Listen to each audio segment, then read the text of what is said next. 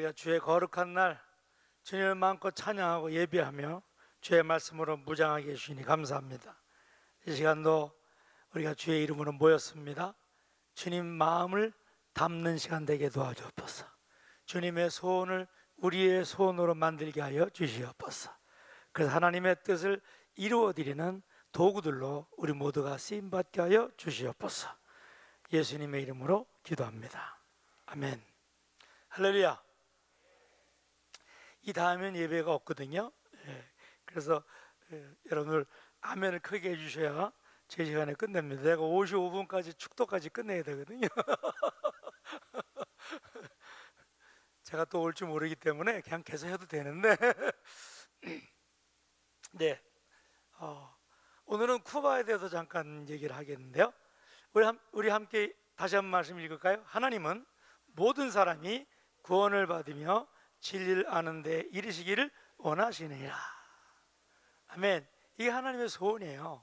세상의 모든 사람. 그러나 세상 모든 사람을 구원하는 복음은 없습니다.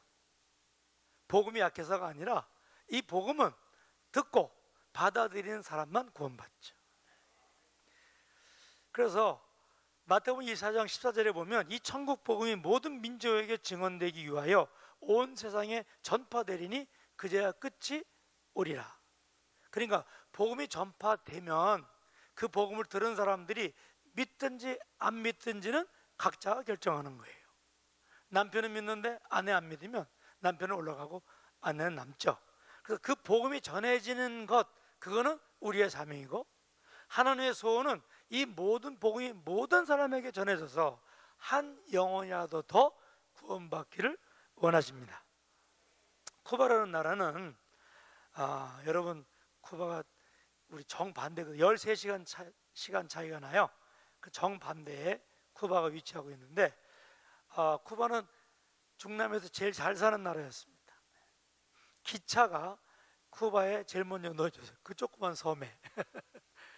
그래서 아주 잘 사는 나라였는데 1959년 1월 1일부터 공산주의가 쿠바를 지배하게 되었습니다.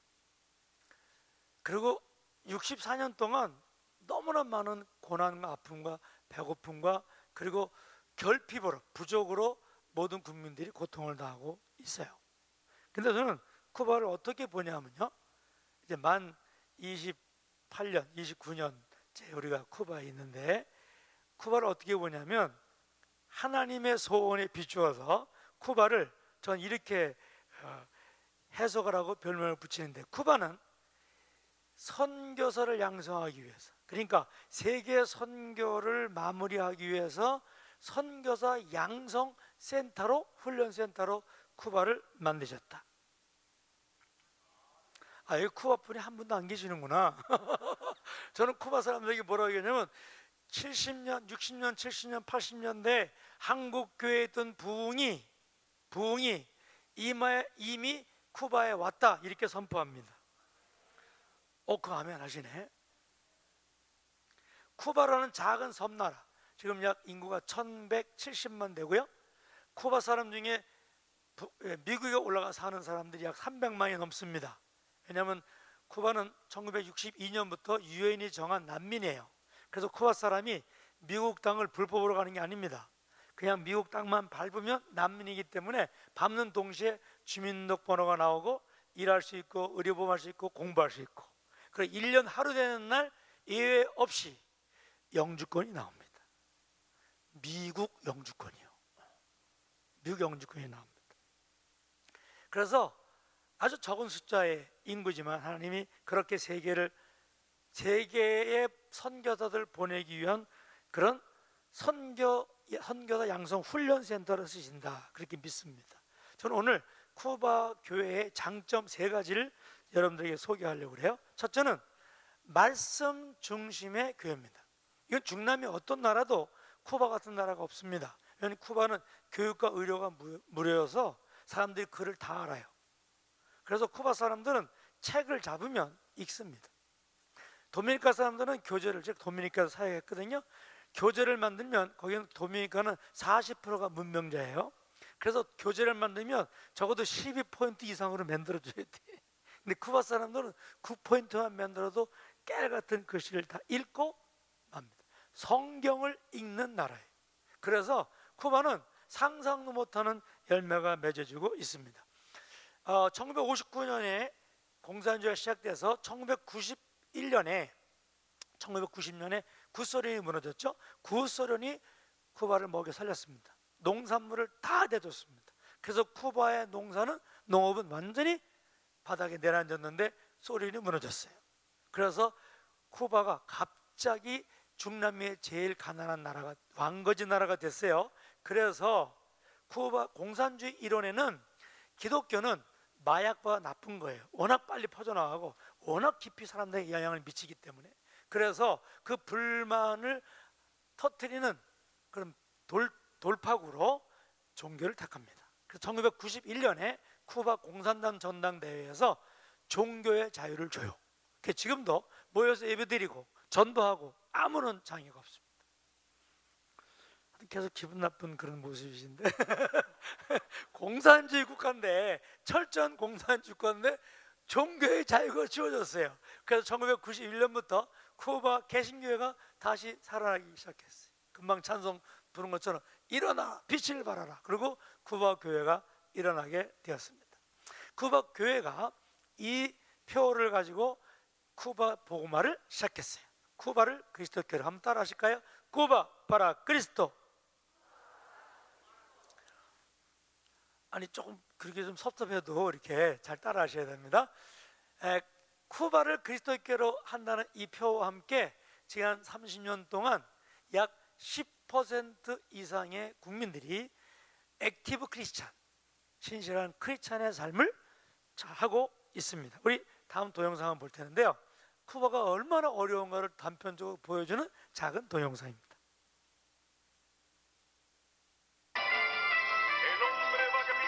이게 세탁기입니다. 쿠바 버전 LG 세탁기입니다.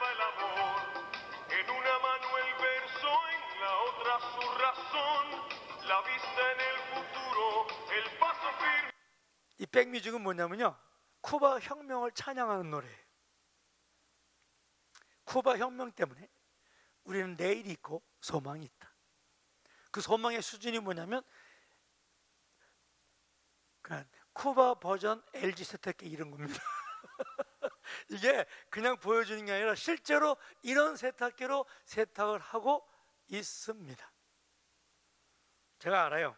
쿠바 얘기를 하면 사람들이 고개를 끄덕끄덕 하는데 속으로는 야, 선교사가 뻥이 세구나 이렇게 항상 얘기해요. 쿠바에 가시면 아주 오래된 차들을 볼 수 있습니다. 혁명 전에 들어온 차만 있어요. 이건 제 차인데 1956년 저하고 동갑입니다. 한 3일 타면 일주일 고치면 되는, 요새는 열을 고쳐야 됩니다. 이건 1953년도 트럭인데 이게 지방의 교회가 가지고 있는 버스예요. 6.25 전쟁 때 쓰던 거죠. 그 연세예요. 1952년 GMC 70년 차입니다. 굴러다닙니다. 이게 쿠바입니다. 쿠바에 가서 지방도시, 하바나를 벗어난 지방도시에 가면 교통수단이 말마차입니다. 교통수단이 말마차입니다. 여러분, 말마차를 타고 매일 생활한다고 생각을 해보세요. 이건 스쿨버스예요. 8인승인데 한 20명 이상 탔어요. 여러분 보시면 이거는 19세기를 배경으로 한 영화의 한 장면이 아니라 2022년 10월 쿠바의 현실입니다. 경제적으로 어렵고 정치적으로 핍박받는 그것만이 아니고 지난 주일날, 지난 9월 25일 날 쿠바의 중남미에서 최초로 포괄적 차별금지법이 통과됐어요. 2019년부터 계속 국민들을 속이고 PR을 해가지고 투표를 했는데, 국민투표 직접 투표를 했습니다. 그런데 66.85%가 찬성표, 그래서 33%가 부표, 반대표, 그렇게 광고가 나왔어요. 그래서 통과가 됐습니다. 그런데 이 결과를 아무도 묻지 않습니다. 왜냐하면 누가 이거를 아니 생각해 보세요. 아들이 와서 어머니 제 아내입니다. 그 남자가 딱 나타나는 거예요. 사위가 며느리가 남자가 오는 거죠. 그걸 누가 오네요? 지금 먹고 살기도 바빠 죽겠는데 절대 가표 한 번에 안 합니다. 공산주의자들은 하겠죠. 핵심 분자들은. 근데 허선거의 표를 뒤집은 거예요. 저는 이 표 결과를 보면서 쿠바 공산당이 마지막 임계점이라 그러죠. 그걸 넘어섰다. 그렇게 믿습니다. 여러분 기도해 주시기 바랍니다. 기도해 주시기 바랍니다. 빨리빨리 가겠습니다. 두 번째는요, 쿠바 교회의 특징은 말씀이 기초가 되고요, 그 어려운 부정적인 모든 그런 양념들이, 그런 조건들이 쿠바 성도들의 풍성한 영적인 풍성함으로 반비례로 나타나는 줄 믿습니다. 그래서 열매가 무슨 사역을 하든지 쿠바는요 그냥 엄청난 열매가 맺어집니다. 아멘 안 하셔도 돼요. 쿠바 교회는요, 이게 안 나오네요. 쿠바 교회는 가정교회만 인정합니다. 94년부터 여기 가정교회 전형적인 거예요. 응접소에서 예배를 드리죠. 부엌을 헐었어요. 근데 가정에서만 예배를 드려야 돼요. 법으로 만들어져 있기 때문에 이렇게 예배를 드리고, 드리다가 교회인 늘어나면 이렇게 천장을 지붕을 하고 예배를 드리는 거죠. 그러면 250명 정도 모입니다. 요거는 경찰이 불법 건물이라고 지붕을 뜯어갔어요. 비 오면 비를 맞고 기도합니다. 예배를 드립니다. 여러분 비 맞고 예배 드려본 적 있으세요?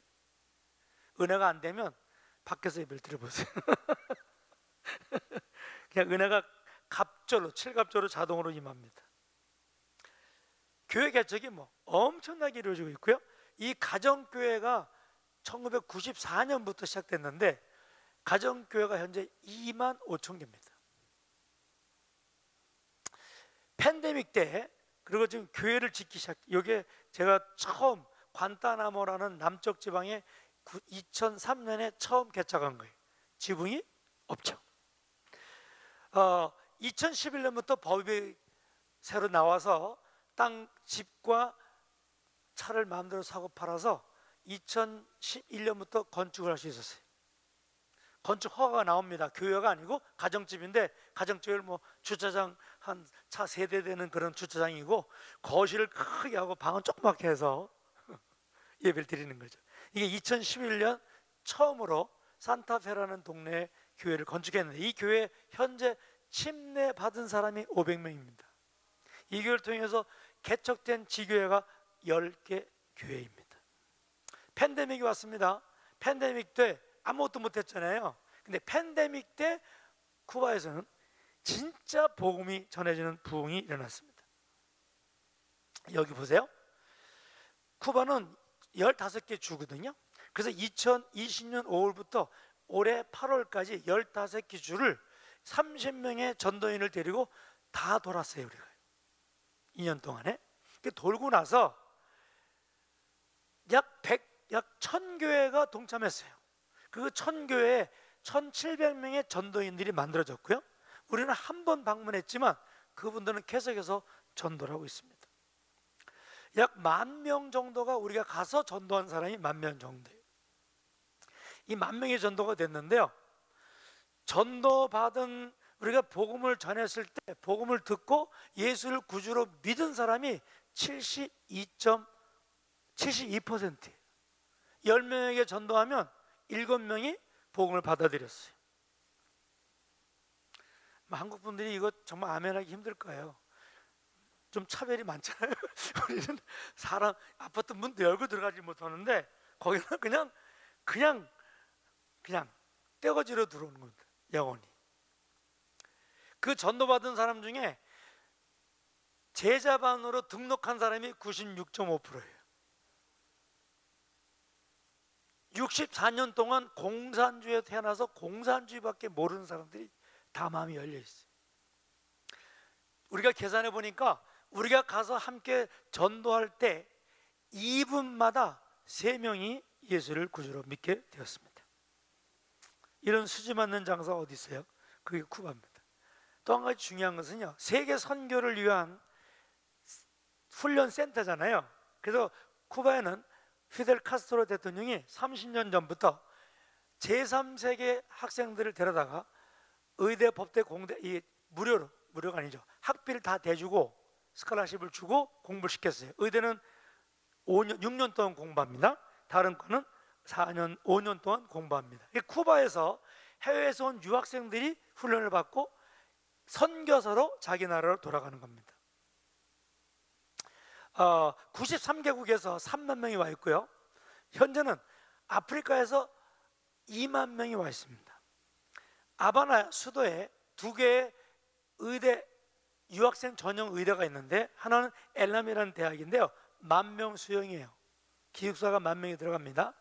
그래서 세계에서 온 모든 의대생들은 여기서 2년을 공부해요. 43개 아프리카 나라에서 여기 와서 있습니다. 그런데 그 엘람에 있는 의대생 중에 목회를 하는 사람이 50명이에요. 이제 아멘을 하셔야 되겠죠. 10분밖에 안 남았거든요. 아젠데라는 대학이 있는데 여기는 4,000명이 들어갑니다. 여기 안에도 몇 명이 목사냐면 평신도 목사가 40명이에요. 이 사람들 데려다가 훈련시켜서 선교사를 하는 거예요. 이 위에 있는 거는 콩고 사람들인데, 콩고는 2,300명이 올해 700명이 의사가 돼가지고 갔어요. 다 갔어요. 2,300명이 11년 동안에. 앙골라는 2,500명이 와 있습니다. 나미비아는 1,300명이 와 있습니다. 2만 명이 와 있어요. 43개국에서. 밑에는 나미비아 나라입니다. 영어권입니다. 자, 2019년에 이 유학생들을 모아서 방학 동안에 2박 3일 캠프를 3번 했어요. 이 캠프를 통해서 자그마치 600명의 평신도 전문인 선교사, 의사 선교사가 헌신을 했습니다. 팬데믹으로 더 이상 못했어요.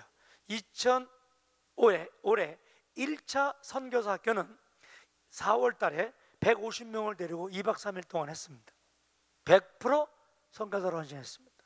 그리고 6월 달에는 181명의 의대생들이 와서 훈련을 2박 3일 받았습니다.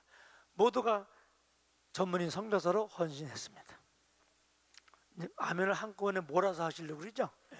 네, 바쁘니까. 3차는 8월 달에 황성주 박사가 와서 의대를 졸업하고 올해 졸업하고 가는 사람들 65명, 대부분이 콩고 학생들인데 14나라에서 와서 2박 3일 동안 리조트 호텔에 가서 올 인클루시브 밥 다 나오는 거죠. 거기서 2박 3일 했어요. 그 65명의 콩고 아프리카 의대생들, 의사들이 다 의사죠. 생전 처음 호텔에서 잤습니다. 밥을 먹는데 보통 3번을 먹더라고요. 4번째는 싸가지고 방으로 가져가는 거예요. 풀장에도 해변에도 과일에 다 나와요. 근데 계속 먹는 거예요. 그들이 뭐라고 얘기하냐면요, 영화와 같은 2박 3일을 보냈다는 거예요. 그들이 다 자기 나라로 돌아갔습니다. 쿠바에 와서 의대를 공부하고 가는 의대생들은, 아프리카 학생들은 자기 나라에 가서 의사 국가고시가 면제됩니다. 왜냐하면 쿠바에서는 정말 제대로 의사를 가르치고 있기 때문입니다. 의사들이 이 쿠바에서 와서 공부하고 있는 의대생들을 대상으로 하는 아프리카 유학생 선교를 제가 13년 전부터 하고 있는데, 이거를 가서 막 사람들에게 설명하고 교회에 설명하는데 아무도 움직이지 않아요. 뭐라고 얘기하냐면, 야, 정말 대단한 사역을 하는구나. 쿠바라는 그 작은 나라에서 아프리카를 뒤덮는 3만 명의 의사가 간다니까요. 60% 이상이 크리스찬으로 옵니다. 그래서 최소한 10% 이상이 평신도 선교사로, 전문인 선교사로 갑니다. 근데 이 소식에 반응을 보인, 저는 그 교회를 마중물 교회라고 그래요. 마중물 교회. 마중물 아시죠? 옛날 펌프 풀 때 물 부으면 그것 때문에 물이 올라오잖아요. 그 마중물 교회가 바로 이 교회 어딘지 아세요? 저희가 3부 예배 때 제가 찍은 겁니다. 제가 양산교회를, 온누리 교회를 제가 좋아하는 이유가 이거예요. 아무도 반응이 없어요. 그런데 온누리 교회만 반응을 보인 겁니다. 그래서 1년 동안 후원해 줬어요. 그것으로 이 전체 아프리카 2만 명 그 유학생 선교를 발동을 걸었고, 지금은 한 달에 350만 원씩 헌금이 들어오고 있습니다. 아니, 제가 한 달에 필요한 게 뭐냐면 1억이 필요합니다. 아멘 안 할 줄 알았어요. 여러분도 생각해 보세요. 여러분이 1억을 쿠바에 헌금을 보내주면 여러분 수입은 얼마예요? 한 달에. 그래도 아멘 안 나오세요? 자, 마치겠습니다. 세 번째는요, 쿠바 교회의 놀라운 장점이 뭐냐면 위대한 연합이 이루어졌습니다. 세계 선교를 마무리하기 위해서 절대적으로 가장 중요한 요소가 있는데 그것은 연합입니다. 한국 사람이 연합이 제일 안 되는 사람들이, 한국 선교사들이 연합이 제일 안 됩니다. 그런데 복음을 중심하며 하나님의 마음을 가지고 있으면 자동으로 연합이 됩니다. 쿠바는 제가 30년 사역을 하니까 부흥 쿠바라는 선교회를 만들었어요. 거기에 저를 포함해서 9명이 이사인데, 저를 뺀 이 사람들의 평균 연령이 37살입니다. 다 50명에서 500명 교회를 목회하는 사람들이, 거의 모든 교단들이 포함되어 있습니다. 하나가 되는 거예요, 복음으로. 그래서 주의 일을 감당할 수 있는 것입니다. 쿠바 순복음교회 제일 큰데요, 쿠바 순복음교회가 올해 500교회를 개척하는 비전을 가지고 있는데 그게 다 이루어지고 있습니다. 협력해서. 아멘. 침례교회가 두 번째 큰 교단인데요, 침례교회에 의료인들의 선교회가 있는데 1,500명이 의사, 간호사, 의술에서 일하는 사람들이 1,500명이, 크리스찬들이 침례교회만 1,500명이. 근데 이 모든 사람들이 선교사로 헌신했습니다. 제가 쿠바에 아바나에 한글학교를 합니다. 한글학교는 2002년에 시작을 해서요, 지금 그게 아바나 대학의 정식 학과가 만들어졌어요. 그래서 우리나라 문교부하고 외부부에서 박사 한 사람을 보냅니다, 한글 박사를. 그래서 한글학교를 하고 있는데, 제가 지금 새로 시작하는 한글학교는 어떤 학교냐면요, 이렇게 쿠바에 특별히 의료인들이, 의사들이, 아주 많은 사람들이 선교사를 헌신했거든요. 이 사람들에게 한글을 가르쳐서 북한 선교사로 보낼 목적으로 만들어지고 있습니다. 여러분, 이거는 꼭 기도가 필요합니다. 이거는 한 침례교회 목사인데요, 앞에 큰 얼굴 가진 분인데, 이 목사님이, 이 교회는 침례교회는 104년 됐어요. 근데 그 104년, 이 사람은 거의 간지 7년 됐어요. 7년 동안에 이분이 그 교회에서 22명, 22유니트, 22팀의 선교사를 세계 선교사로 보냈습니다. 한 교회에서. 그런데 중요한 문제 아세요? 중요한 게 1달러도 외부에서 지원을 받지 않았습니다. 그게 교회인들이 한 500명 모이는데 그 교회인들이 22팀을 보냈고 매년 30명의 선교사를 훈련하고 있습니다. 여러분, 쿠바를 위해서 기도하지 않겠어요? 여러분들 이 일에 여러분의 손을 뻗어야 되지 않겠습니까? 쿠바는 정말 마지막 때, 여기 어린이 전도협회인데요, 어린이 전도협회에서 크리스마스 파티라고 하는 어린이 전도가 있는데 1년에 1,000만 명을 전도합니다, 전 세계에서.